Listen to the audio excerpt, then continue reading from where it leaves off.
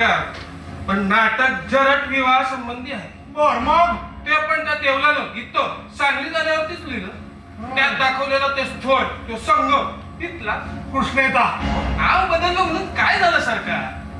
आणि वय पाऊणशे वयोमान ते तर आपलं आहे.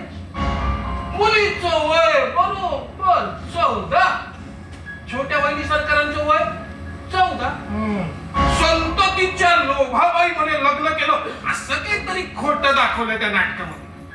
वर सरकार खुद्द आपल्याला त्या देवलाचं भुजंग म्हणजे साप म्हटलंय. साप मला वय नाही म्हणजे आपलं लग्न ठरलं तेव्हा गावामध्ये उलट सुलट चर्चा होती.